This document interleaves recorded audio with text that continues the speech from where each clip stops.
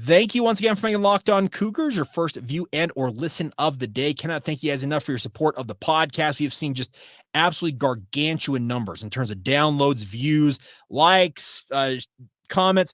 Everything you guys are doing to support the show is much appreciated. I know I don't talk about it enough here on the show, but just wanted to issue a public shout out to all y'all. A couple of corrections and retractions from this past show, by the way.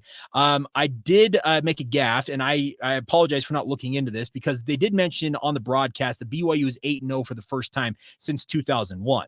As a number of you pointed out, BYU did start 9-0 in 2020 before losing at Coastal Carolina. For whatever reason, I was thinking about that. I'm like, I think BYU was 7-0 when they lost to Coastal Carolina. And I went back and looked. No, they were 9-0. So I apologize for that gaffe. And then a couple of you, I appreciate the shout outs because I love when you guys make sure that I'm held to a higher standard as a broadcaster.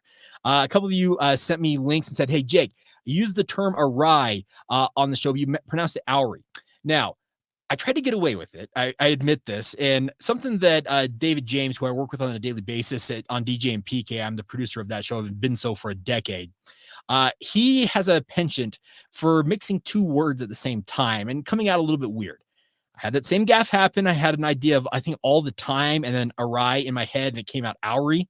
So that's why. That's why it came out a little bit weird on that postcast edition of the show. So a couple of corrections and retractions, but history might be repeating itself for BYU. So I'm going to give a shout out to my good friend, Robbie Huckville. Some of you probably know him from social media.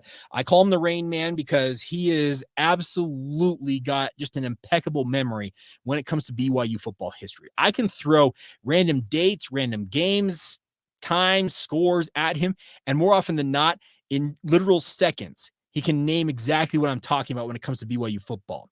He sent me this message yesterday, and he said, you should use this on the podcast. And it literally points back to BYU football history, maybe as a guide for what the future holds for BYU. So I'm going to read this verbatim on my phone. This is a message from Rain Man. So Robbie, shout out to you. It says, in 1996, Utah was the preseason WAC favorite in the brand new reorganized WAC conference. Remember, during that era, the WAC had expanded to 16 teams. They had the likes of Tulsa and Rice and SMU, and it was a 16-team league. They're playing that pods division nonsense, the 4-team pods, and Utah was a favorite. So similar to the Utes being a preseason Big 12 favorite in the brand new reorganized Big 12, also with 16 teams. He says this: Utah was the front runner all year long in 1996, and then they got killed by Rice. The next week, speaking of BYU, the Cougars killed Rice. He says kind of like Arizona beat down Utah, and then BYU beats Arizona earlier this year. Then in 1996, right before BYU played Utah up in Salt Lake City, BYU cracked the top 10. Paid attention yesterday, BYU is now number 9 in the country. They're inside the top 10, and they head to Utah next. Says BYU had a ton of pressure to beat Utah to win that division and go to the WAC title game and then an eventual Alliance Bowl, similar to this year, whereas the Alliance Bowls are now what we call the college football playoff. That was the precursor to the bowl championship series, a.k.a. the BCS. He adds this: BYU went into Salt Lake and installed a run-heavy game plan and abandoned the pass with our non-LDS JUCO transfer Southern California number 12 quarterback, guy named Steve Sarkisian, and BYU eventually pounded the Utes 37-17. Remember, Brian McKenzie, Ronnie Jenkins were absolutely electric in that game, and they did just carve up. It was the most crazy thing to me, because remember, BYU's history was this high-flying passing offense, and they ran for 200-plus yards in that game. Absolutely insane. He says this: Jake Retzlaff is now a non-LDS JUCO transfer quarterback wearing the number 12. Speaking of BYU, could potentially go in with our ground attack and pound the Utes and walk out with a comfortable win and route to an undefeated season and a conference title appearance and a playoff appearance. Are the stars aligning? In a year we brought back our 96 throwback uniforms? Maybe, just maybe. So there you go. I'm telling you, Robbie is he has got an incredible ability to make connections between the eras for BYU football. And I give him mass credit because I would have never been able to come up with those comparisons. And he did that, I would guarantee, 5 minutes of thinking about it.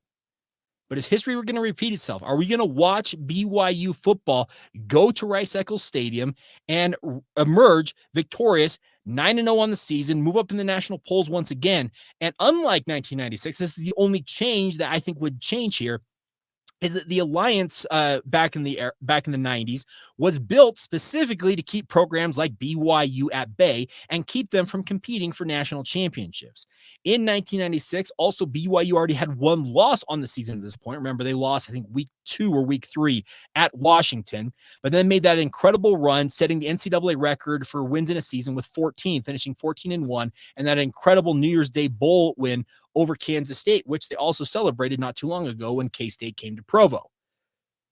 This is feeling like a very, very incredible year for BYU football. I have people, like I said, on the postcast edition on Saturday night who ask me continually, are you having the time of your life? Yeah, I really am. I'm having an absolute blast. It's a ton of fun to be watching what BYU is doing. And it's kind of crazy to think about the parallels. 40 years after their national championship, could BYU be back on track to win a national title?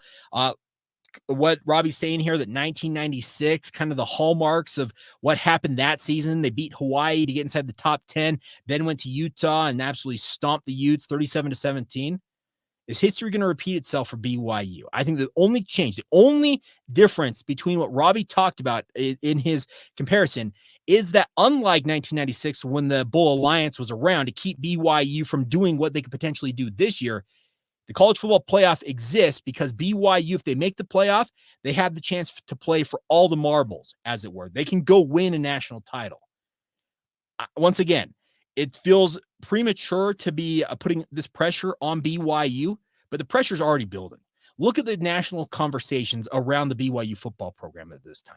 They're absolutely getting pumped up left, right, and center. Josh Pate State is a great podcast for 24/7 Sports. He put an entire segment together yesterday, essentially apologizing to BYU for not believing in them. The national consciousness, the national media are starting to come around to this incredible story of BYU football. They were picked 13th in the preseason poll. They have surpassed every expectation, and all they do is keep on winning. Despite being an underdog to a 3-4 team at UCF, BYU took that to heart, used it as fuel for the fire, and went out and absolutely demolished the Knights. Are the national media and the sports books going to underestimate BYU again and put Utah as a favorite? I dare them to do it. If they do that, they're risking everything, because at BYU, they thrive, and they have thrived all season long with the disrespect being shown their way. It's going to be an interesting 2 weeks building up to Utah, but once again, as Rain Man points out, and Robbie is a dear friend of mine, history very well could be repeating itself, and that would be an absolutely incredible story to watch it unfold the way it did in 1996, watch it come full circle in 2024, when, unlike 96, but pointing back to 1984, the national championship is absolutely on the table for the BYU football program.